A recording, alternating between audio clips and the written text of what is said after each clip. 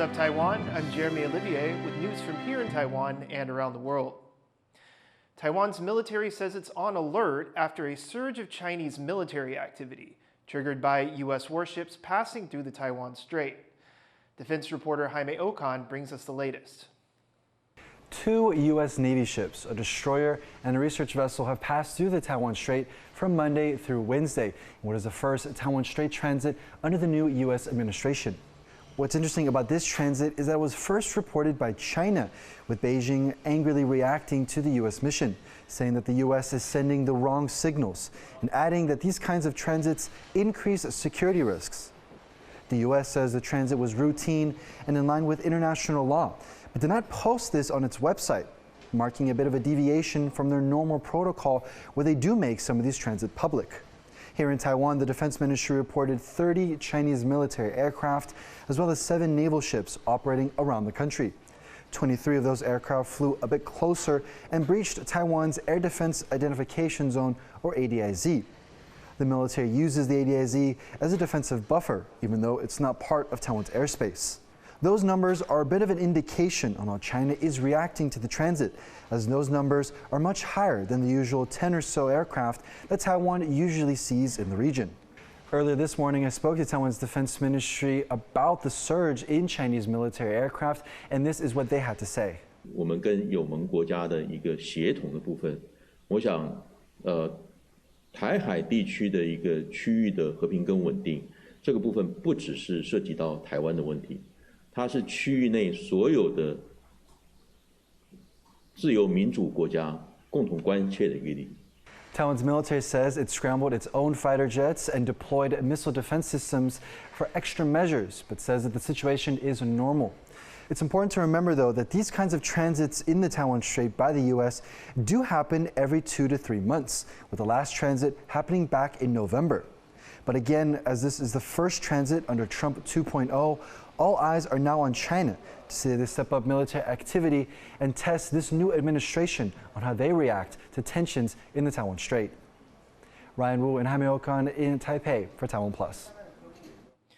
Many U.S. trade partners are condemning President Donald Trump's newly signed tariff on steel and aluminum imports.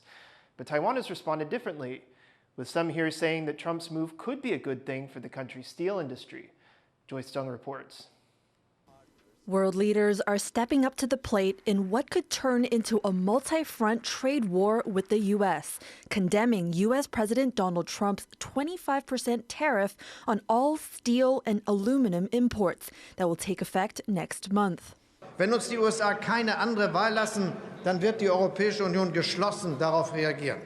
The U.S.'s largest foreign supplier of both metals, Canada, faces a stacked levy with other taxes on the country's goods, potentially amounting to a total 50% tariff.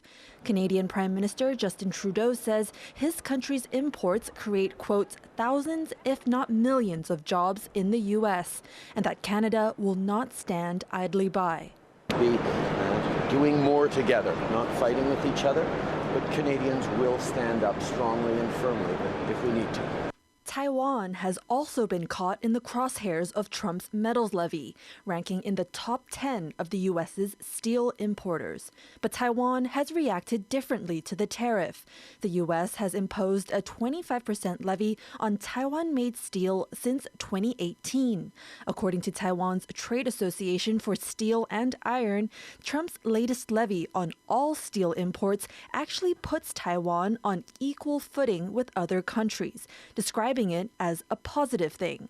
The Economy Ministry has also said that due to recent competition with low-priced Chinese-made steel, Taiwan has turned to high-value specialized products, and so Trump's tariff does not change its competition with other countries. In Taiwan, more focus has been on Trump's pledge to impose higher tariffs on its semiconductors, the most advanced in the world. At a Paris AI summit, U.S. Vice President J.D. Vance reiterated Trump's vision to bring high-end chips manufacturing to American soil. And to safeguard America's advantage, the Trump administration will ensure that the most powerful AI systems are built in the U.S. with American-designed and manufactured chips. Economists in both the US and Taiwan have warned that taxing Taiwan-made chips, particularly TSMC's unmatched advanced nodes, would backfire on the US. From Taiwan's point of view is that even if they levy chips on Taiwan, of course it's going to hurt, but it's not hurt that much. It's that you think about the TSMC, they're making the best chips. And so their bargaining power is unaffected by this. Trump is playing the game with countries to say, I can do this, I can do that, be careful. So that intimidation, I think it does work. So countries like Taiwan, we would certainly talk and then try to, hope that the US won't do that much. Despite making the lion's share of the world's most advanced chips, Taiwan will still look to stay on Trump's good side, as the country relies on US-made weapons to defend against China's threat to annex it, all high-stake elements in Taiwan's critical relationship with the US. Howard Zhang and Joyce Zhen for TaiwanPlus. Taiwan chip-making giant TSMC is holding its first board meeting in the US. The meeting itself is considered routine, with analysts watching to see if the company will finalize more investments in the US. Taiwan's Deputy Economy Minister Cynthia Jiang is also in the country to speak with officials after President Donald Trump threatened to impose tariffs on TSMC and other Taiwanese chip fabs. While Trump shores up his America First manufacturing policy, some of Taiwan's smaller exporters might benefit the U.S. more if they stayed in Taiwan. Leslie Liao explains why in this report from the U.S. U.S. President Donald Trump has a distaste for trade deficits. He doesn't like it when his country buys more than it sells with other countries. And he's going after some of the U.S.'s closest partners to close the gaps. And I'll be putting the tariff of 25% on Canada and separately 25% on Mexico. And we will really have to do that because we have very big deficits with those countries. Taiwan is a top U.S. trade partner. Statistics from Taiwan's finance ministry show that trade with the U.S. has more than doubled over the past decade. But the trade imbalance between Taiwan and the U.S. has also grown, nearly 12-fold between 2014 and 2024. The U.S. has long run a trade deficit with Taiwan. Trump's tariffs are taxes levied on American businesses importing goods from targeted countries, raising costs and deterring purchases of those products. Taiwan produces over 90% of the world's most advanced computer chips, and roughly half of Taiwan's exports to the U.S. are related products. Now, it seems Trump is training his tariff policy on Taiwan. We're going to be placing tariffs on foreign production of computer chips, semiconductors, and pharmaceuticals to return production of these essential goods to the United States of America. But computer chips aren't Taiwan's only forte. When people think about Taiwanese manufacturing, they probably think about high-tech components like semiconductors. But the truth is, there are a lot of everyday goods, like this bicycle chain, that are manufactured in Taiwan and exported all over the world. It's not just bicycle chains Taiwan specializes in. It manufactures components essential to worldwide industries. My understanding is there are only two countries, Taiwan being one of them, that can produce screws that are high quality enough, high grade enough, made out of the right materials that they can be used in the automobile industry. And it's that way throughout the manufacturing industry, footwear, bicycle chains, motors that go into drill bits at dentist offices. There are Taiwanese companies that specialize in each of these things. Trump says his tariffs aim to do one thing: bring manufacturing to America. My message to every business in the world is very simple. Come make your product in America, and we will give you among the lowest taxes of any nation on earth. But if you don't make your product in America, which is your prerogative, then very simply you will have to pay a tariff. Bigger companies may have an easier time setting up shop in the U.S. Taiwan's semiconductor juggernaut TSMC is building a plant in Arizona. But small Taiwanese businesses that focus on precise components may not be so flexible. No one in the world can make that one component like they do. And you can't get them to just pick up and move to the United States. I mean, you can try, but it's very difficult for a small and medium-sized enterprise to do that. Taiwan's finance ministry says that the country exported $111 billion worth of goods to the U.S. in 2024. Around half of that was semiconductors, meaning Taiwan provides billions more in other vital components to the U.S. Taiwanese and U.S. manufacturing go hand in hand, though not in the most obvious of ways.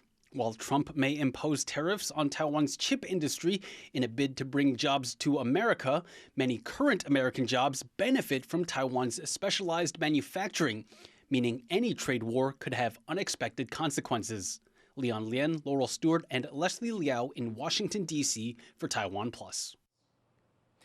Taiwan has recorded its highest number of weekly flu-related hospital visits in a decade, with over 180,000 people seeking treatment. 28 deaths and 128 severe cases have also been reported by Taiwan's Centers for Disease Control in the first week of February. Health officials say severe cases are rising. Around 13,000 government-funded flu vaccines remain available for high-risk groups, with more on the way. The CDC expects flu cases to decline in the coming weeks, but says large gatherings and colder weather could prolong the outbreak. People across Taiwan are gathering under the glow of paper lanterns to welcome the beginning of spring. Reese Ayres was in Taoyuan, which held this year's National Lantern Festival event. Lantern Festival celebrations are underway here in Taiwan, with cities across the country hosting spectacular light shows and performances to wave goodbye officially to the Lunar New Year and welcome in the spring. But it's this city, Taoyuan, that's been chosen to host the national celebrations. Light and lantern exhibitions are spread across several square kilometers here in Taoyuan City, with collaborations with big brands like Pokemon and Attack on Titan. People traveling from across Taiwan up here to the north in Taoyuan to celebrate the Lantern Festival. Now, the festival dates back several thousand years and has a lot of meaning and symbolism attached to it. During this time of year, friends and family generally gather together to eat Taoyuan, which are glutinous rice balls in a sweet soup. The lanterns themselves holding a lot of meaning. The ones that fly off into the sky representing waving goodbye to the year behind you and welcoming the year ahead, hopefully a year full of prosperity and well wishes. Earlier today, I spoke to some people here in Taoyuan about what Lantern Festival means to them. 新希望其实就是身体健康了，吃汤圆，然后看灯笼、提灯笼，这样子吧。通常都会吃汤圆。 And President Lai Ching-te himself attended the celebrations to address the nation. 天气很冷，又下着毛毛雨，我要特别感谢大家不畏寒冷，共襄盛举，也要祝福大家新的一年阖家圆满顺利。 It's not just here in the host city, Taoyuan, that people will be gathering under the flickering lights of the lanterns to celebrate, but in cities all across Taiwan, from Taidong to Taipei, from Pingdong to Pingxi, friends, families and communities will get together to say a final farewell to the year behind us and welcome the new year with hope and open arms. Hank Xu, John Su and Reese Ayres in Taoyuan for TaiwanPlus.